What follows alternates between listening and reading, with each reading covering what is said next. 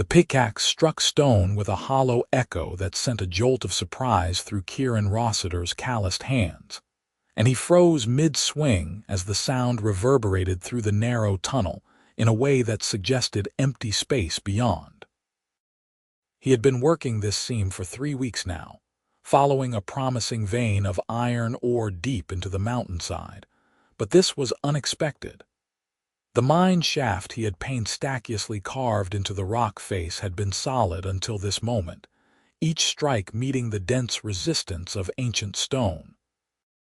Now his lantern flickered as a draft of stale air pushed through the crack his last blow had created. Kieran set down his pickaxe and wiped the sweat from his brow with the back of his sleeve, leaving a streak of dust across his forehead. At 32, he had been mining these mountains for nearly 15 years, ever since his father had taught him how to read the stone and follow the ore. He knew the difference between a solid wall and something hollow, and this was definitely hollow. His heart beat faster as he picked up the pickaxe again and struck with more purpose, widening the crack until chunks of rock began to fall away into darkness beyond. The smell hit him first as the wall gave way, a fetid mixture of stagnant air and something else he could not quite identify. Something organic, something that had been trapped for a while. He grabbed his lantern and held it up to the opening he had created, peering through into what appeared to be a natural cavern beyond. The space was larger than he had expected, perhaps 20 feet across, with walls that showed no signs of human excavation. This was not another mine shaft, but rather a pocket in the mountain itself, sealed off by layers of rock until his pickaxe had broken through. Then he heard it. A sound so faint he almost missed it beneath the ringing in his ears from hours of striking stone. A whimper. No, not quite a whimper, something deeper and more guttural, like the sound an injured animal might make when it was too weak to do more than breathe. Kieran's entire body went still as he strained to hear it again, wondering if exhaustion was playing tricks on his mind. But there it was again, definitely coming from within the cavern. He began working faster, fear and adrenaline replacing his earlier curiosity. Someone or something was in there, and if they had been trapped since the last cave-in that had shaken these mountains weeks ago, they were likely in serious trouble. The opening grew wider as he attacked the wall with renewed vigor, stones clattering down into the space beyond until finally, there was a gap large enough for him to squeeze through. Kieran pushed his lantern through first, then followed it with his body, scraping his shoulders against the rough edges of the opening. His boots found purchase on loose rubble on the other side, and he straightened up, holding the lantern high to illuminate the cavern. The light pushed back the darkness, revealing stone walls streaked with mineral deposits that sparkled faintly in the flickering glow. And there, collapsed against the far wall in a heap of torn clothing and matted dark hair, was a figure. His breath caught in his throat as the light fell across green skin. An orc.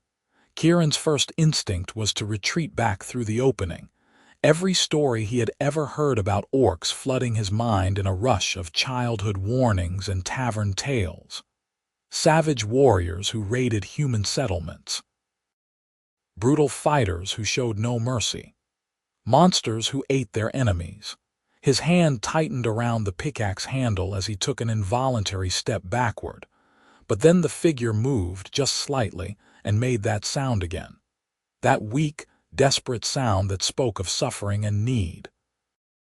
And Kieran found himself moving forward instead of back, his feet carrying him across the cavern floor before his mind could fully process what he was doing. Because whatever stories he had heard, whatever he had been taught to believe, that sound was universal. That was the sound of someone dying. He knelt beside the crumpled form and set his lantern down carefully, its light revealing details that made his stomach clench with sympathy. She was a woman, That much was clear despite the tusks that protruded slightly from her lower jaw, and the pointed ears that emerged from beneath her tangled black hair. Her green skin was covered in dust and dried blood from numerous cuts and scrapes, and her leather clothing was torn in several places. One of her legs was bent at an angle that suggested it might be broken or at least badly injured. Her eyes were closed, her breathing shallow and rapid. "Hey," Kieran said softly, reaching out to touch her shoulder and then hesitating. "Can you hear me?" Her eyes flickered open at the sound of his voice, and Kieran found himself looking into amber irises that glowed faintly in the lantern light. They struggled to focus on him, confusion and fear warring in their depths. Her lips moved, but the sound that emerged was barely more than a croak. She tried again, and this time he caught what might have been a word, though her voice was so hoarse from dehydration and disuse that he could not make out the meaning. "It is all right," he said, keeping his voice low and steady the way he would when approaching a frightened horse. "I am not going to hurt you. You are trapped in here. I am going to get you out." She stared at him for a long moment, and he saw the exact instant when true awareness returned to her eyes. They widened with recognition, and her body tensed as she realized what he was. Human. The very species her people were taught to fear and hate, just as he had been taught to fear and hate hers. She tried to push herself away from him, her back already pressed against the stone wall, and a sound of pain escaped her throat as the movement jarred her injured leg. "Please," Kieran said, holding up his hands to show they were empty. "You are hurt. You need water and help. How long have you been trapped in here?" She stared at him without speaking, her breathing coming faster now, her eyes darting toward the opening he had created in the wall. Judging distances, calculating whether she could make it past him despite her injuries. He could see the warrior in her even now, even broken and weak as she was, could see her weighing her chances of fighting her way free. "Days," she finally managed to rasp out, the single word taking visible effort. Her voice was deeper than he had expected, roughened by thirst and disuse. 5, 6, lost count. Kieran felt his heart sink. 6 days without water. It was a miracle she was still alive. "I have a water skin in my pack," he said, gesturing back toward the opening. "Let me get it for you." Her eyes followed him with suspicion as he rose and moved back to where he had dropped his pack just inside the opening. He pulled out the leather water skin and returned to her side, kneeling down and holding it out. She looked at it like it might be poisoned, her jaw clenched tight with pain and distrust. "I promise it is just water," he said quietly. "You are going to die if you do not drink something soon." The truth of his words must have overcome her fear because she reached out with a trembling hand and took the water skin from him. Her fingers fumbled with the stopper, too weak to grip it properly, and after a moment of watching her struggle, Kieran gently took it back and opened it for her. He handed it over again, and this time she brought it to her lips and drank. He watched her throat work as she swallowed, saw the way her eyes closed with relief as the water hit her system. She drank too fast, and he reached out to lower the water skin. "Slowly," he cautioned. "Your stomach will reject it if you drink too much at once." She glared at him but obeyed, taking smaller sips now. When she finally lowered the water skin, having drained nearly half of it, there was a little more life in her eyes, a little more focus. She studied him with open wariness, taking in his dust-covered work clothes, his miner's build, the pickaxe lying on the ground nearby. "Why?" she asked, her voice still rough but stronger now. "Why help?" It was a good question, one Kieran did not have a simple answer for. He looked at her for a long moment, seeing past the green skin and tusks to the person beneath. The person who had been trapped alone in the dark for nearly a week, who had probably given up hope of rescue, who had every reason to expect him to kill her rather than help her. Because you needed it, he said finally. Can you stand? I need to get you out of here and somewhere with proper supplies. That leg needs to be set and bandaged. She looked down at her leg as if noticing its condition for the first time, then back at him. You would take me where? To humans. They would kill me. I live alone, Kieran told her. My cabin is about an hour from here, back down the mountain. No one else will see you if you do not want them to. But I cannot treat you properly here in the dark with just mining supplies. She was quiet for a long time, clearly weighing her options. Stay here and likely die, or trust a human stranger who might still kill her once they were out of the cavern. He could see the calculation in her eyes, see the moment when survival instinct won out over pride and prejudice. Help me up, she said. Kieran moved to her side and slipped an arm around her waist, feeling the surprising strength in her frame, even weakened as she was. She was tall for a woman, nearly matching his own height, and solid with muscle beneath the torn leather. She gritted her teeth as he helped her stand, keeping all her weight on her good leg, and he could feel her trembling with the effort. Her arm went across his shoulders for support, and together they began the slow, painful journey toward the opening in the wall. It took them nearly 20 minutes to cross the 20 feet of cavern floor. Every step was agony for her, he could tell, though she made no sound beyond harsh breathing. When they reached the opening, he went through first and then reached back to help guide her through. The gap was narrow, and he saw her wince as the rough stone scraped against her injuries, but she made it through without crying out. His mining tunnel stretched ahead of them, supported by wooden beams every 10 feet, sloping gradually upward toward the entrance. It was going to be a long, difficult journey to get her out, especially with her unable to walk on her own. Kieran looked at her in the better light of his tunnel, seeing more clearly now just how battered she was. Besides the leg, she had a cut above her left eye that had bled and crusted over, bruises darkening her green skin to nearly black in places, and what looked like rope burns around her wrists. "What happened to you?" he asked as they began making their slow way up the tunnel. "How did you get trapped in there?" She was quiet for so long he thought she might not answer. Then, in short phrases broken by heavy breathing as they climbed, she told him, "Was traveling through mountains. Bandits, human bandits, attacked, took my things, beat me, threw me into cave system. For fun, blocked entrance, laughed as they left, wandered, trying to find way out, fell, landed in that cavern, could not climb out, tried for days, finally too weak."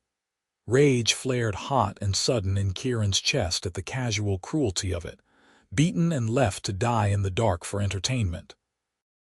He had heard stories of bandits operating in these mountains, preying on travelers and traders who tried to use the passes. He had always assumed they targeted other humans, but of course an orc would be even more vulnerable, with no one who would come looking for her, no one who would care. "I am sorry," he said, and meant it. She turned her head to look at him with surprise. "Why, you did not do it." "No, but they were human, and I know how my people treat yours." He adjusted his grip on her waist as they navigated around a support beam. "What is your name?" Another long pause. "Gracia," she finally said. "Gracia Bonecrusher. Kieran Rossiter," he offered in return, "though I have never crushed any bones." He felt more than heard the small huff of air that might have been a laugh. "Is family name from father. He crushed many bones in battle." They lapsed into silence as the climb took all their concentration. The tunnel seemed endless, each step a struggle as Gracia's weight grew heavier against him and her breathing became more labored. Sweat ran down both their faces, hers from pain and weakness, his from exertion. Several times he thought she might pass out, felt her sway against him, but each time she rallied and forced herself to keep moving. The sunlight, when it finally appeared ahead of them, was blinding after hours in the darkness. Kieran had to stop and let both their eyes adjust, blinking away tears as the bright afternoon light streamed into the tunnel entrance. He had entered the mine just after dawn, meaning he had been working for at least 8 hours before breaking through into that cavern. The sun was well past its peak now, probably mid-afternoon, and the mountain air was cool and crisp after the stuffiness of the tunnels.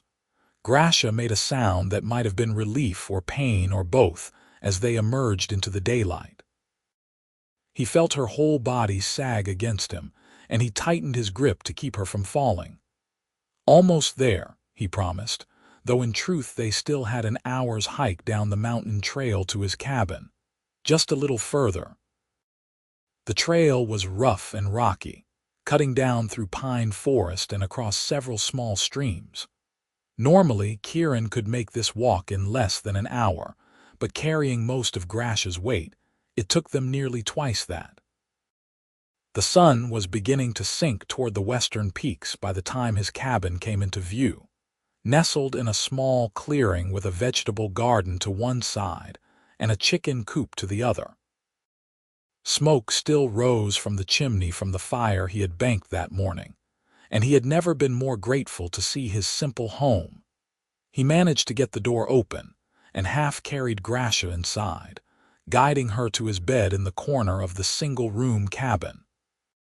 She collapsed onto it with a groan, her eyes closing immediately.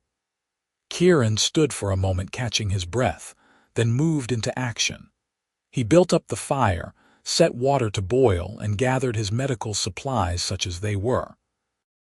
He had basic knowledge of treating injuries from years of mining accidents, though nothing formal.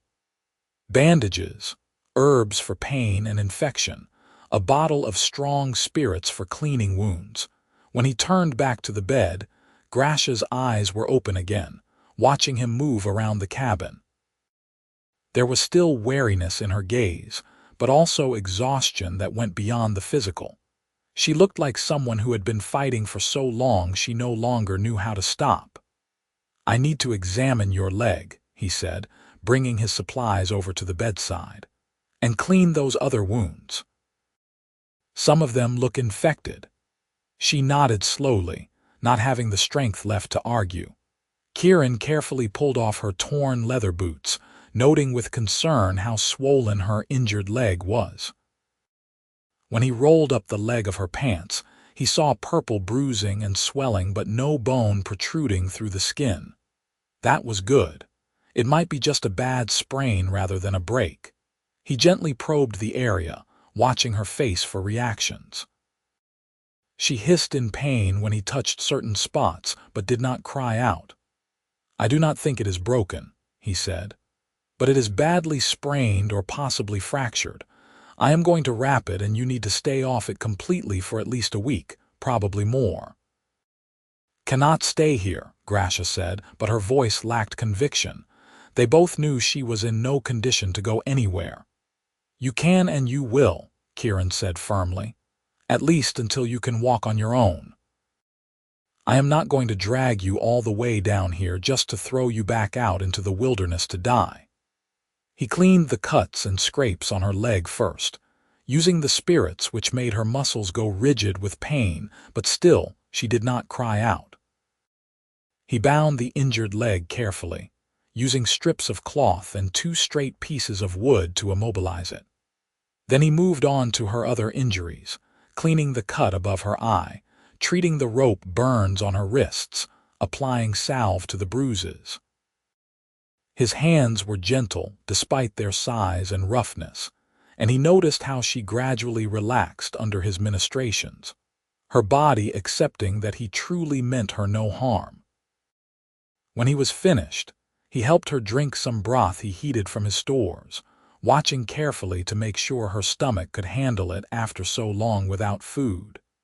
She managed half a bowl before exhaustion claimed her completely, and she fell asleep still sitting up. Kieran eased her back onto the pillows and covered her with his blanket, then stood looking down at her for a long moment. What had he done? Brought an orc woman to his home, given her his bed, promised to care for her. If anyone from the nearest town found out, they would think him mad. Or worse, a traitor to his own kind. The war between humans and orcs had ended nearly a decade ago with an uneasy peace, but old hatreds died hard on both sides. An orc in a human settlement would be driven out or killed. A human in an orc settlement would meet the same fate. But looking at her now, unconscious and vulnerable in his bed, he could not bring himself to regret his choice. She was just a person, injured and alone and in need of help. That had to matter more than the color of her skin or the shape of her teeth. Kieran moved to his table and sat down heavily, suddenly aware of how exhausted he was. It had been a very long day. He made himself eat some bread and cheese, drank water, and tried to think about what came next. He could not go back to working the mine, not while Gracia was here alone and unable to care for herself. His savings would last a few weeks without new ore to sell, and hopefully by then she would be recovered enough to leave if she wanted to. Or stay. A small voice in the back of his mind whispered, though he pushed that thought away as quickly as it formed. He dozed in his chair as the sun set and darkness filled the cabin, waking periodically to check on Gracia and add wood to the fire. She slept deeply, occasionally muttering in her own language, sounds that might have been words or might have been dreams. He found himself listening to her breathing, oddly comforted by the sound of another person in his usually solitary home. The next morning arrived with pale sunlight streaming through the cabin's windows. Kieran woke stiff and sore from sleeping in the chair, his neck protesting as he straightened up. He checked on Gracia first thing and found her still asleep, though her breathing seemed easier now and some color had returned to her green skin. He built up the fire, made himself breakfast, and was just sitting down to eat when her eyes opened. She looked confused for a moment, clearly trying to remember where she was, then her gaze found him and memory returned. She tried to sit up and gasped at the pain, her hand going to her wrapped leg. "Easy," Kieran said, rising and moving to her side. "You need to stay still. Here, drink this." He offered her water first, then more broth when she had drained the cup. She accepted both without argument, hunger and thirst overcoming pride. "How long was I asleep?" she asked when she had finished. "About 16 hours, he told her. "It is morning now. How do you feel?" "Like I was beaten and thrown into a cave," she said dryly, and he found himself smiling despite the grim truth of it. "That would be accurate. Are you hungry? I can make eggs and bread." She nodded, and he saw surprise flicker across her face. Surprise that he was treating her like a guest rather than a burden or a threat. He cooked breakfast for both of them, scrambling eggs in his iron skillet and toasting bread over the fire. When he brought her a plate, she took it with visible uncertainty, looking down at the simple food as if it might be a trick. "It is just eggs," he said, sitting down with his own plate. "Nothing fancy, but it should help you regain some strength." They ate in silence for a while, the only sounds the crackling of the fire and the morning birds outside. Kieran found himself watching her covertly, taking in details he had missed in the dim light and chaos of the previous day. Her hair, when not matted with dust and blood, was actually quite beautiful, falling in thick waves past her shoulders. Her tusks were small and elegant rather than large and protruding, giving her an exotic look rather than a monstrous one. And her eyes, now that they were clear and alert, were striking in their amber brightness. "Why do you live alone?" Gracia asked suddenly, breaking the silence. "Most humans live in groups, towns," Kieran shrugged. "I prefer the quiet, and the mining is better up here in the mountains. I go down to sell ore every few weeks, but mostly I keep to myself. No family, no woman. My parents died when I was young," he said. "As for a woman, well, I have never been good with people. Animals and stones, I understand. People are more complicated. She made a sound that might have been agreement. I understand stones and battle. People are complicated for me too. What were you doing traveling alone through the mountains? He asked. You said you were on a journey. Her expression closed off slightly, and he saw her retreat behind walls of caution. Was traveling to the coast, looking for new life. My clan, they did not want me anymore. Why not? She looked at him for a long moment, clearly debating how much to tell this human stranger who had saved her life. I spoke against raiding, she finally said. Against continuing war with humans. Said it was time for peace. Time to find new ways. My father, the chief, he agreed, but others did not. They challenged him. He lost. Died. New chief said I could leave or die too, so I left. Kieran felt something tighten in his chest at the matter-of-fact way she described being forced from her home, losing her father, being cast out for wanting peace. I am sorry, he said again. That must have been hard. Is orc way, she said with a shrug that tried to be dismissive but did not quite succeed. Strong lead. Weak follow or die. I was weak. Wanting peace does not make you weak, Kieran said firmly. It takes more courage to stand against violence than to perpetuate it. She looked at him with surprise, as if no one had ever suggested such a thing to her before. Then her expression softened slightly, some of the hardness in her eyes melting away. You are strange human, she said. Most would have killed me, or left me to die. Most orcs would have killed me on sight too, he pointed out. But you did not try to hurt me, even when you had the chance yesterday. Was too weak, she muttered. Or too smart, he countered. You knew I was trying to help. You chose to trust that instead of fighting. That took strength too. They finished breakfast in a more comfortable silence, and Kieran cleared the plates away. He spent the morning doing chores around the cabin while Grasher rested, feeding the chickens, tending the garden, chopping wood. Every so often he would check on her, bringing her water or helping her shift position to ease discomfort. She watched him with those sharp amber eyes, and he could practically see her trying to figure him out, trying to understand why he was doing this. The days began to fall into a pattern. Kieran would wake early, tend to the fire and make breakfast for them both. He would check Grasha's injuries, changing bandages and reapplying salve. The cut above her eye was healing cleanly. The rope burns on her wrists were fading, but her leg would take time. He helped her with things she could not do herself, always careful to respect her dignity, to give her privacy when possible. He talked to her as he worked, filling the cabin with words that came more easily than they ever had with other people. He told her about mining, about how to read the stone and follow the veins of ore. He told her about his parents, his mother who had been a weaver and his father who had taught him everything about the mountains. She listened, sometimes asking questions, sometimes just watching him with an expression he could not quite read. After a few days, she started talking back, telling him about orc culture, about the clans and their ways. About growing up as a chief's daughter, learning to fight before she could properly walk. About the pride and the burden of being born into leadership. About the war with the humans and all the death and suffering it had brought to both sides.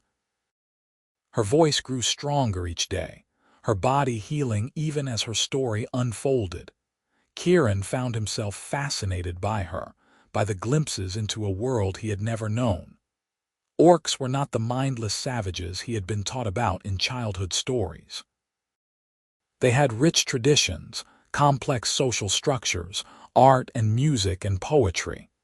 They loved and laughed and mourned just like humans did. The more he learned, the more ashamed he became of his initial fear and prejudice. A week passed, then two. Grasha could sit up now without help, could move around the bed, could use her arms and hands normally. But her leg was still too weak to bear weight. so she remained confined to the bed while Kieran moved around the cabin. He caught her watching him sometimes with an expression that made something warm unfurl in his chest. Not attraction, he told himself firmly, just gratitude, just the natural bond that formed between people who shared close quarters. But he could not deny that he enjoyed her presence more than he had enjoyed anyone's in years. She was sharp and funny, with a dry wit that caught him off guard and made him laugh. She was curious about everything, asking questions about his books, his tools, his life. And she was beautiful, though he tried not to notice that, tried not to see the way the firelight played across her green skin, or the way her tusks flashed when she smiled. One evening as they ate dinner together, Gracia with her plate on her lap in bed and Kieran at his table nearby, she asked him about his scars. He had several, accumulated over years of mining accidents, and she had been studying them with open interest. "That one on your arm," she said, pointing with her fork. "How did you get it?" Kieran glanced down at the long white line running from his elbow to his wrist. "Cave in when I was 20, he said.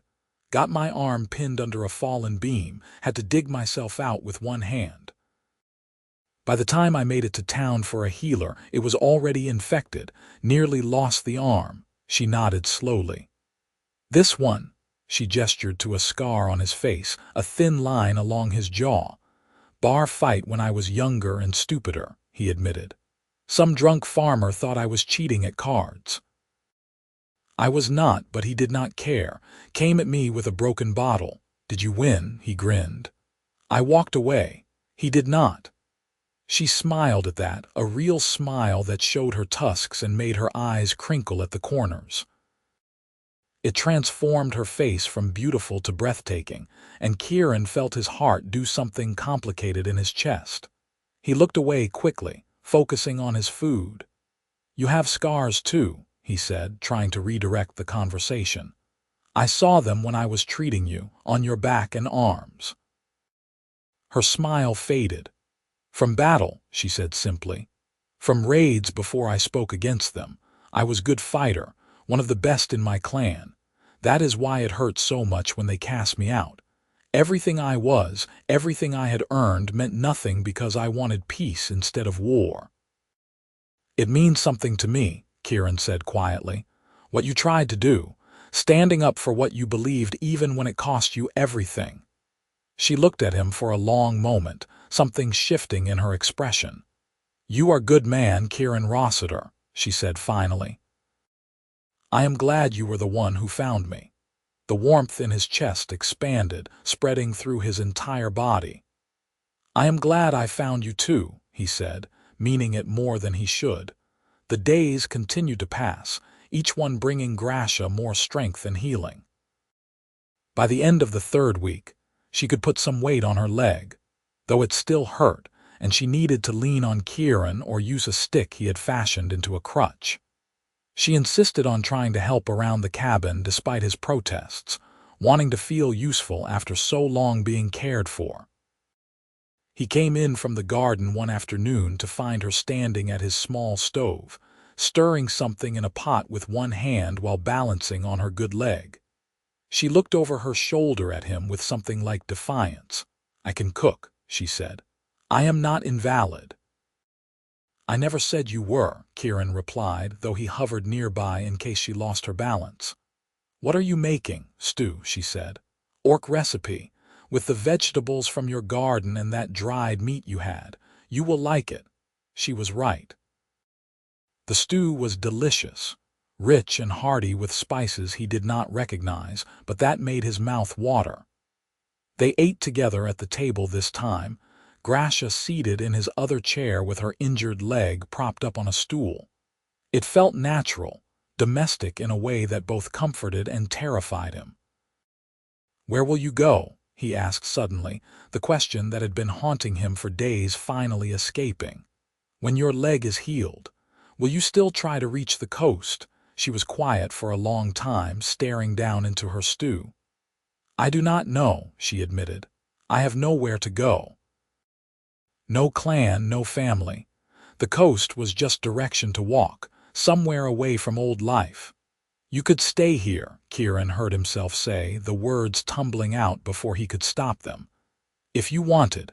There is room, and I could use the help. The garden is bigger than one person needs and the chickens, and there is always work to do. She looked up at him with wide eyes, surprise and something else written across her face. You would let me stay, an orc. You are not just an orc, he said firmly. You are Gracia.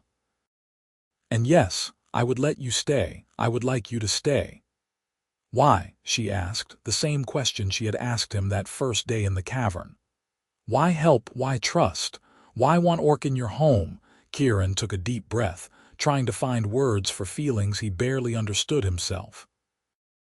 Because in these weeks, you have become my friend, he said. Because I enjoy your company and your cooking and your stories. Because this cabin has felt more like a home with you in it than it ever did when I was alone. And because I think maybe you need a place to belong as much as I need someone to belong with. Her eyes were bright with emotion, and for a moment he thought she might cry. But orcs did not cry, or at least Gracia did not. Instead she reached across the table and gripped his hand with surprising strength. Yes, she said, her voice rough. I will stay, if you truly want me. I do, he said, and felt something settle into place in his chest. Something that had been restless and searching for longer than he had realized. They finished dinner in charged silence, the air between them thick with unspoken things. Kieran was acutely aware of her hand when it brushed his as they cleared the table, of the way she stood close to him as they washed dishes, of the small smile that played at the corners of her mouth. Something had changed between them with his offer and her acceptance. Some line had been crossed that could not be uncrossed. That night, Kieran lay in his bedroll by the fire while Gracia slept in his bed as she had for weeks now, and he stared at the ceiling beams trying to understand what he was feeling. This was more than friendship. More than gratitude or compassion or simple companionship. This was attraction, desire, something deeper and more dangerous than he had ever experienced. He was falling for an orc woman, a refugee with nowhere else to go, dependent on his hospitality and kindness. The power imbalance made him feel sick with guilt, even as his heart insisted that what he felt was real and right. He resolved to say nothing, to push the feelings down and ignore them. She was his guest, his friend. That had to be enough. But the universe had other plans. It happened 2 days later. Kieran was in the garden, pulling weeds from between the vegetable rows, when he heard the sound of horses approaching on the trail. He straightened up, shading his eyes against the afternoon sun, and felt his stomach drop as he saw 4 men on horseback riding into his clearing. He recognized them immediately as miners from the nearest town, men he knew casually from his occasional visits to sell ore and buy supplies. Kieran called out the leader, a broad-shouldered man named Marcus. Heard you have not been down to town in weeks. Thought we should check you were still alive up here. Kieran forced a smile and walked toward them, very aware of the open cabin door behind him and Gracia inside. I am fine, he said, keeping his voice light. Just taking a break from the mining, working on the homestead instead. Marcus swung down from his horse, the others following suit. That is not like you, he said with a frown. You usually cannot stay away from those tunnels for more than a few days, and you missed the traders last week, had a buyer specifically asking for your iron ore. I will bring some down next week, Kieran promised, trying to position himself between the men and the cabin. Sorry for the trouble. But Marcus was already walking past him, looking around the clearing with the assessing eye of someone who sensed something was off. His gaze swept over the garden, the chicken coop, and then landed on the cabin, on the door that stood open, on the flicker of movement inside. You have company. Marcus asked, his tone shifting to something harder. "Kieran, who is in your cabin?" "No one," Kieran said too quickly. "Just me." But it was too late. Marcus was already striding toward the door, his hand dropping to the knife at his belt. The other men followed, sensing excitement or danger or both.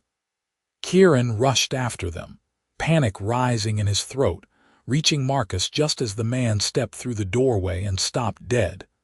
Gracia stood in the middle of the cabin, leaning on her crutch, her amber eyes locked on the intruders. Even injured and trapped, she looked dangerous. One hand held a kitchen knife, though Kieran doubted she could fight effectively with her bad leg.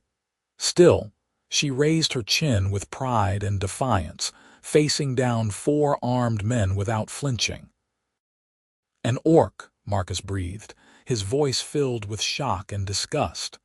"Kieran, what in all the hells are you doing with an orc in your home? She is hurt," Kieran said quickly, moving between Marcus and Gracia. "I found her trapped in a cave-in. She needed help, so you brought her here." One of the other men spat. "Are you insane? She is a monster." "She is a person," Kieran shot back, his own anger rising now. "She was dying. What was I supposed to do, leave her?" "Yes," Marcus roared. "That is exactly what you should have done. She is an orc, Kieran. They killed hundreds of us during the war. They would kill us now if they could." "I have not killed anyone," Gracia said, her voice cutting through the shouting. "And I will not. I want no war, only peace." Marcus laughed, a harsh and ugly sound. "Peace from an orc? That is rich." "What are you really doing here? Spying for your clan? Planning another raid?" "I have no clan," Gracia said flatly. "I was cast out for wanting peace, for speaking against violence.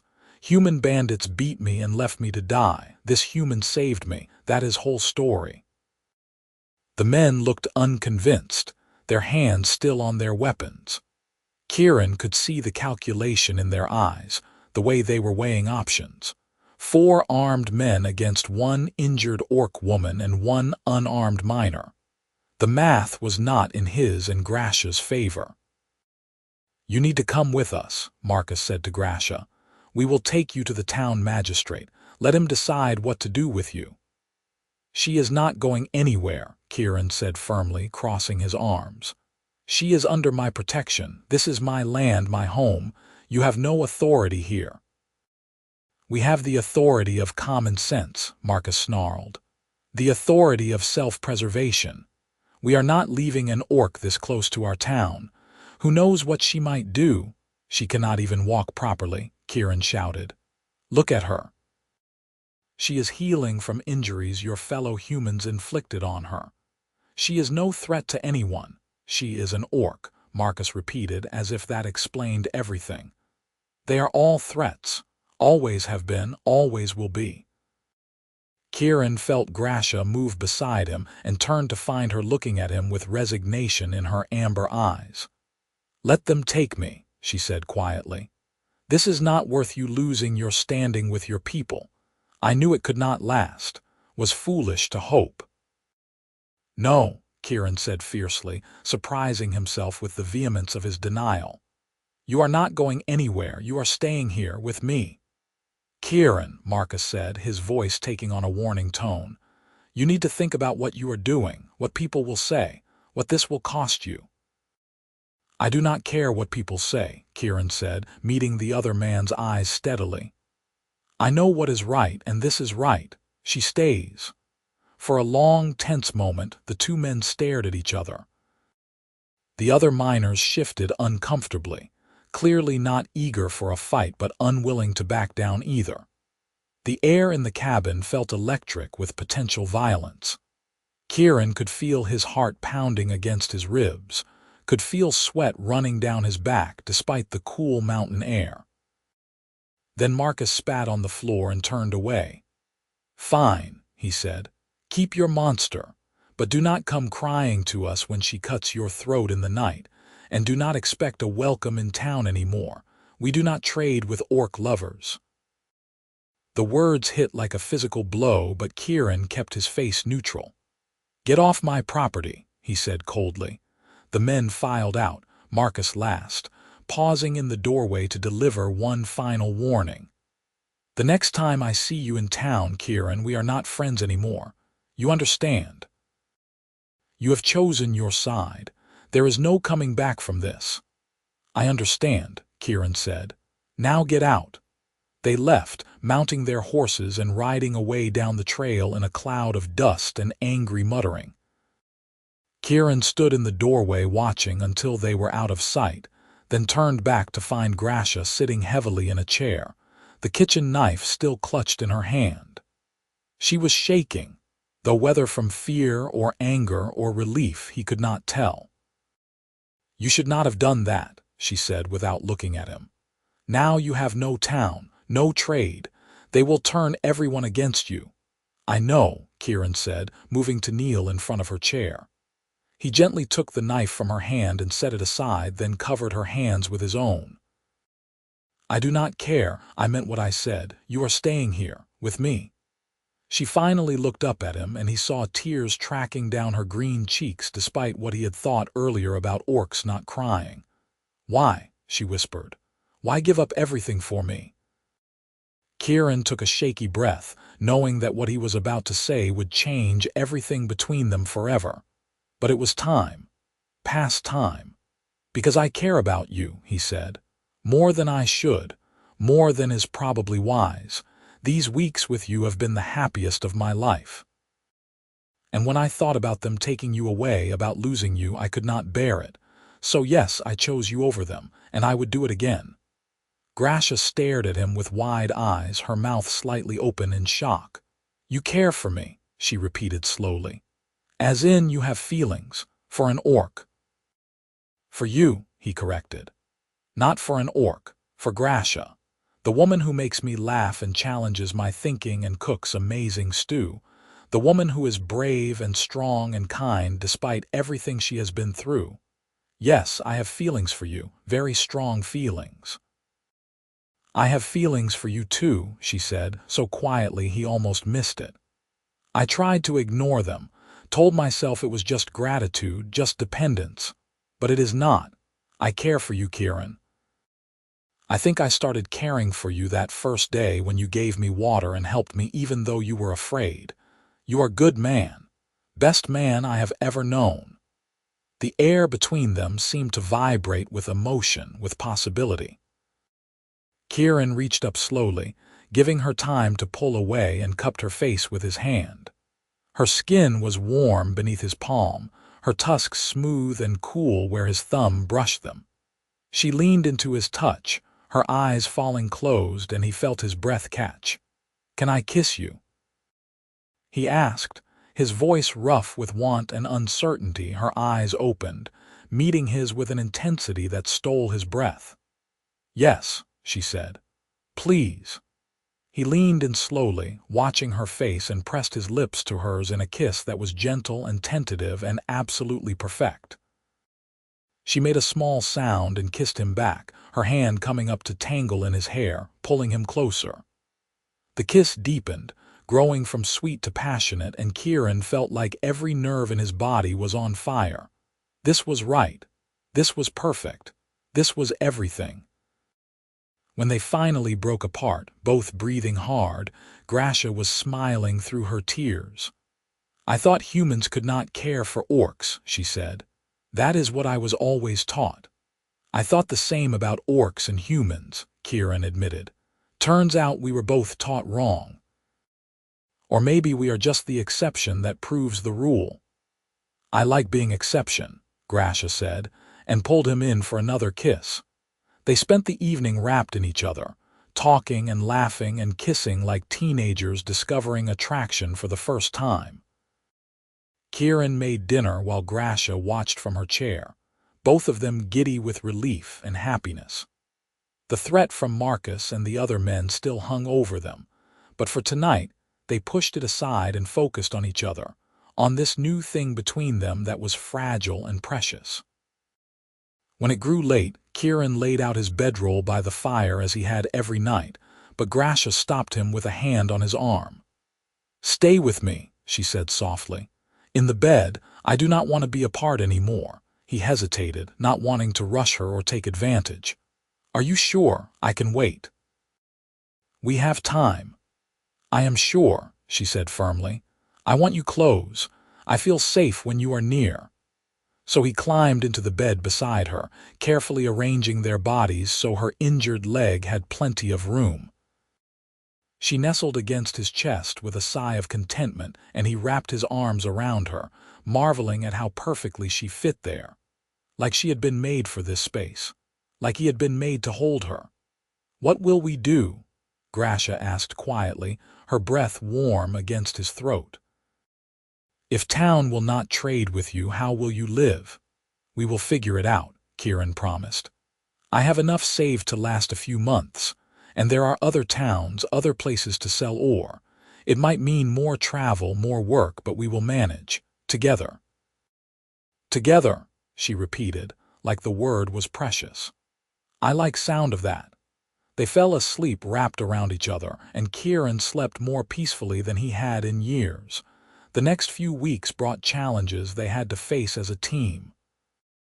True to Marcus's word, when Kieran made the trip down to the town to sell ore and buy supplies, he was met with cold stares and closed doors. The merchants he had dealt with for years refused to buy from him, and several made their disgust clear. One shopkeeper even threw a rock at him, calling him a traitor and worse. He returned home bruised and frustrated but not defeated. There is a larger town 2 days' ride to the east, he told Gracia that evening. I will try there next time, and in the meantime we can make do with what we have. I am sorry, she said, guilt written across her face. This is my fault if I were not here.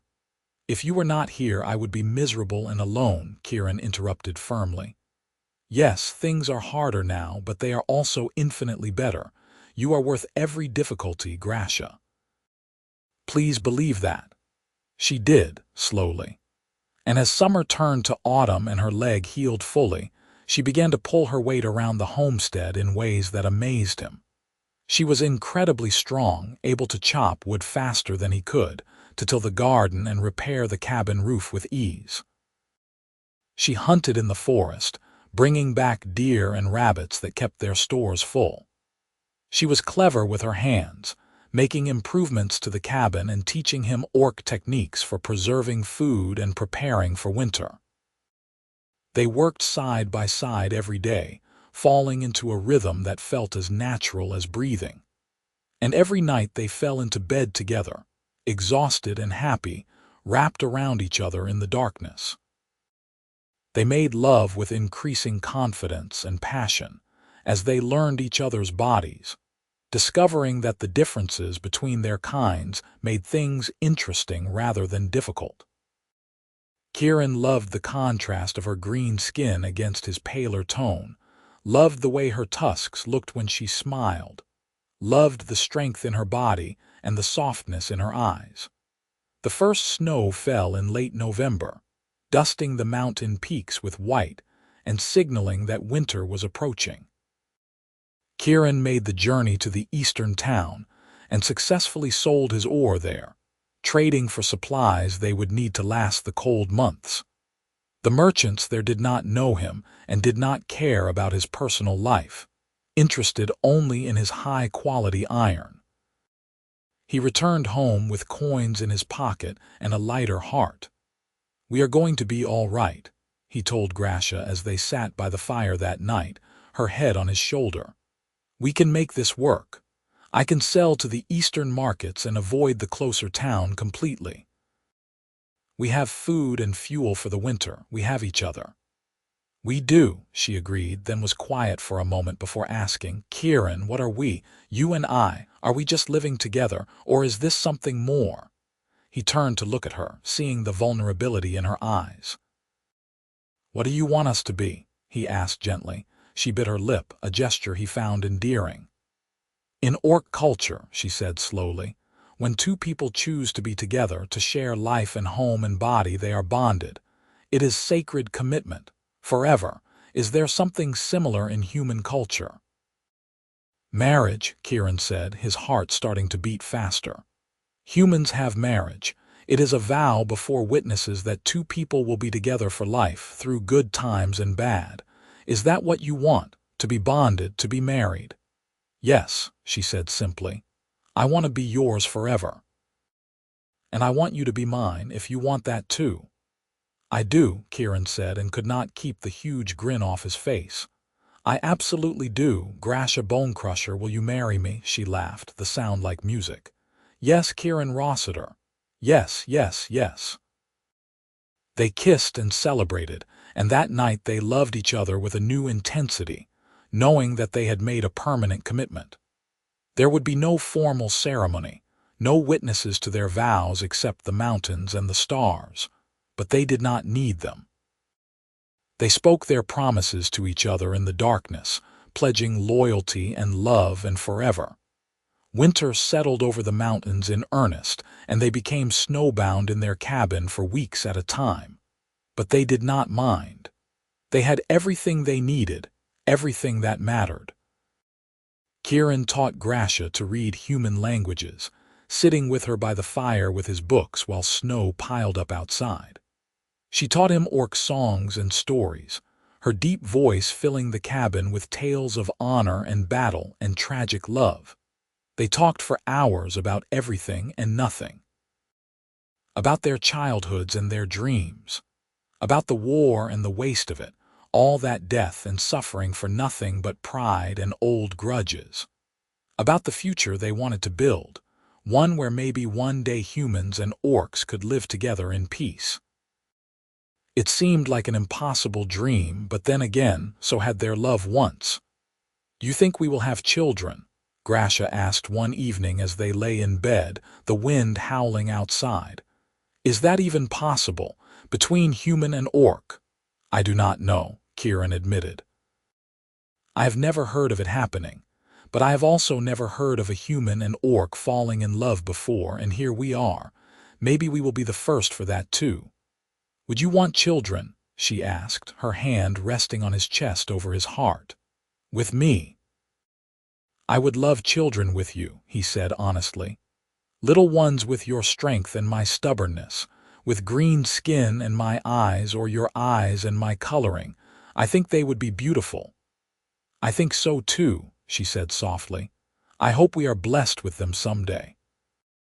Spring came slowly to the mountains, the snow melting in fits and starts, revealing the earth beneath. Kieran began working his mine again, going back to the familiar routine of following the ore veins deeper into the mountain. But now he came home each evening to a warm cabin and a loving partner, to dinner on the table and arms that welcomed him. It made all the difference. Gracia continued to improve the homestead, expanding the garden and building a small forge where she could work metal using techniques from her orc heritage. She made tools and weapons that Kieran could trade along with his ore, adding to their income. She was endlessly creative and resourceful, and he fell more in love with her every day. One morning in early summer, nearly a year after he had first broken through that wall and found her, Gracia woke him with urgent hands on his shoulders. "Kieran," she said, her voice strange. "Kieran, wake up. I need to tell you something." He came awake immediately, his first thought being that something was wrong. "What is it? Are you hurt?" "No," she said, and he saw that her eyes were bright with tears, but she was smiling.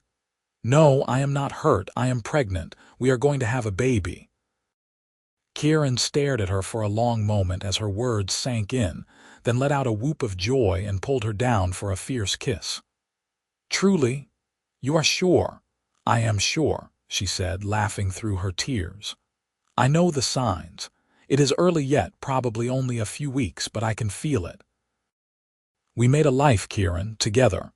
He pressed his forehead to hers, overwhelmed with emotion. "This is amazing. This is perfect. You are perfect. We will have to figure things out," she said practically, though her smile did not fade. "How to keep a child safe out here. How to teach them about both their heritages. It will not be easy."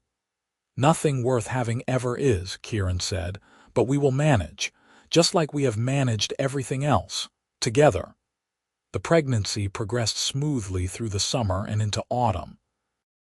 Gracia remained strong and healthy, her body adapting well to carrying their child. Kieran doted on her shamelessly, bringing her treats from his trips to the eastern town, rubbing her feet when they ached, talking to her belly about all the things he wanted to teach their son or daughter. She tolerated his fussing with good humor, occasionally reminding him that she was orc and built for this, that she was not fragile, but he could not help worrying. She was the most important thing in his world, and the child she carried was a miracle neither of them had expected. He wanted everything to be perfect, wanted to give them the best life possible. Winter came again, and with it the snowbound months they had come to enjoy. Gracia's belly grew large and round, and they spent hours by the fire preparing for the baby's arrival. Kieran built a cradle from pine wood, sanding it until it was smooth and safe. Gracia sewed blankets and small clothes from fabric he brought back from town. They argued good-naturedly about names, unable to agree on anything until Gracia suggested they wait until they met the baby to decide. The labor started on a cold February night, 3 days after a major snowstorm had buried the cabin under 5 feet of snow. They were completely cut off from the outside world, but that was all right. They had planned for this, had prepared as best they could. Gracia was calm and focused as the contractions began, years of warrior training giving her control over her breathing and her fear. Kieran was terrified. He had never delivered a baby before, had only the vaguest idea of what to do. But he pushed his fear aside and focused on Gracia, on supporting her through the pain, on being what she needed him to be. He held her hand and wiped her brow and encouraged her through each contraction, marveling at her strength. It took nearly 12 hours, the longest 12 hours of Kieran's life. But as dawn broke and pale winter light filtered through the cabin windows, their child entered the world with a lusty cry that announced their arrival.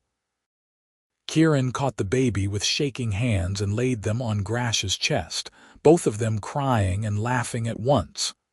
"A girl," Gracia said, her voice filled with wonder. "We have a daughter." The baby was beautiful, with skin that was a lighter green than her mother's, almost olive and tiny tusks just barely visible. She had Kieran's brown eyes and Gracia's pointed ears, a perfect blend of both her parents. She was strong and healthy, wailing her displeasure at being cold and wet until Gracia wrapped her in a blanket and held her close. "She is perfect," Kieran breathed, running a gentle finger over the baby's dark hair. "Absolutely perfect. What should we name her?" Gracia asked, looking up at him with exhausted joy. Kieran thought for a moment, then smiled. "How about Hope? Because that is what she represents. Hope for the future. Hope that things can be different. Hope that love is stronger than hate." "Hope," Gracia repeated, testing the name. Then she smiled. "Yes, Hope Rossiter. It is perfect." They spent the next weeks adjusting to life with a newborn, exhausted and overwhelmed but blissfully happy. Hope was a good baby, healthy and strong, and she grew quickly. As the snow melted and spring returned, they emerged from their cabin to begin teaching their daughter about the world she had been born into. Kieran made fewer trips to town now, wanting to be home with his family. But on the trips he did make, he began to notice a change in the eastern town.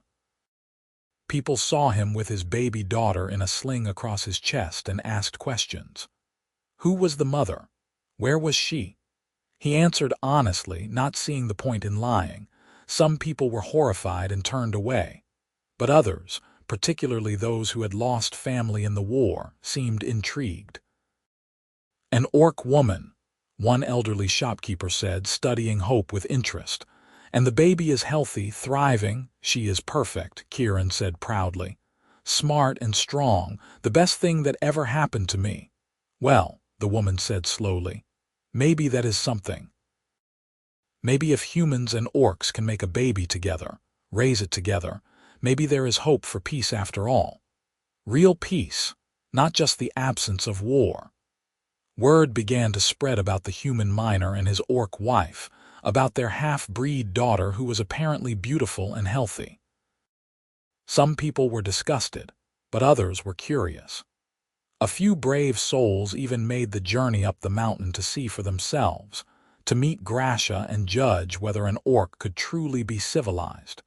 Gracia met them with dignity and grace, serving them tea and answering their questions with patience.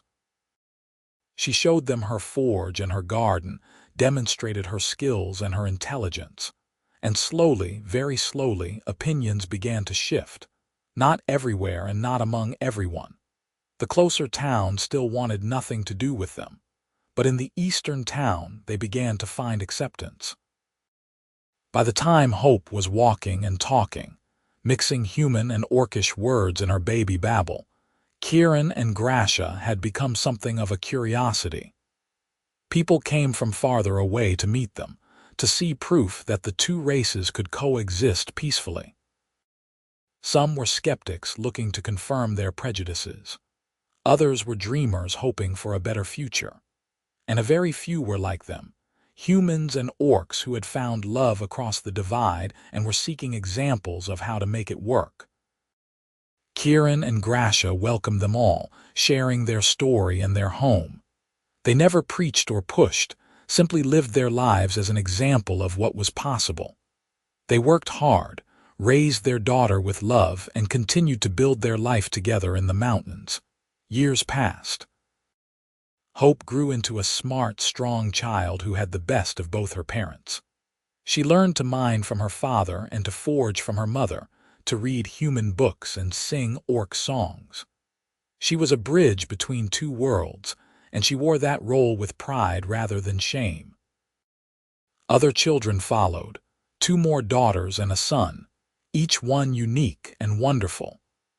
The cabin had to be expanded to hold their growing family, and Kieran and Gracia worked together to add rooms and storage. The homestead flourished under their combined efforts, becoming a true farm with livestock and fields in addition to the mine and forge. The eastern town grew more accepting over time, particularly as Hope, and her siblings proved themselves to be good, kind children who caused no trouble. A few brave souls began to speak out against the old prejudices, to suggest that maybe the war had been a mistake from the beginning. It was slow change, grudging and hard-won, but it was change nonetheless. And through it all, Kieran and Gracia loved each other with the fierce devotion of those who had fought for their happiness. They never forgot those early days, the danger and fear, the choice Kieran had made to stand with her against his own people. It had cost them in some ways, had closed certain doors and made life harder. But it had opened others, had given them a family and a purpose, and a love that most people never found. On their 10th anniversary, a date they marked from that first day when Kieran had broken through the wall and found Gracia trapped in the dark, they stood together on the porch of their expanded cabin and looked out over the life they had built. Their children played in the yard, a mix of green and tan skin tones, of pointed and rounded ears, of tusks and smooth teeth. The garden was lush with summer growth, the forge sent up smoke from Gracia's work, and the chickens scratched contentedly in their yard. "You ever regret it?" Gracia asked, slipping her hand into his. "Choosing me over your people? Never," Kieran said firmly, squeezing her hand. "Not for a single moment. You are my people now, you and our children. This is where I belong." "I love you," she said, leaning her head on his shoulder. "I will love you until my last breath and beyond." "I love you too," he replied, pressing a kiss to her hair. "Thank you for trusting me that day, for letting me help you, for taking a chance on an awkward human miner who did not know what he was doing." She laughed, the sound warm and rich. Thank you for seeing past my skin and tusks to the person underneath, for giving me a home when I had none, for showing me that love is stronger than hate. They stood together in comfortable silence, watching their children play as the sun began to set behind the mountains. They had come so far from that dark cavern where their story began, from the frightened orc woman and the uncertain human man. They had built something beautiful and lasting, something that proved that peace was possible, that love could transcend any divide. And as the stars began to emerge in the darkening sky, Kieran pulled Gracia close and knew that he was exactly where he was meant to be. They had found each other against all odds, had chosen each other despite every reason not to, and had created a life filled with love and laughter and hope. Their story would continue through their children and their children's children, a testament to the power of compassion and courage. The miner had broken through more than just a wall that day. He had broken through centuries of hatred and fear, had found not just an orc woman trapped in the dark, but his own heart waiting to be freed. And together, they had built something that would last far longer than any mine shaft or forge, far longer than any war or peace treaty. They had built a love that would echo through the ages, a beacon of hope for anyone who dared to dream that the world could be different, that people could be better, that love, in the end, was always worth fighting for. And in the warm glow of the lamplight spilling from their cabin, with the laughter of their children filling the evening air and the mountain peaks standing eternal watch around them, Kieran and Gracia knew that they had found their happily ever after. Not in spite of their differences, but because they had chosen to see past them. Because they had been brave enough to open their hearts to the possibility that the stories they had been told their whole lives might be wrong.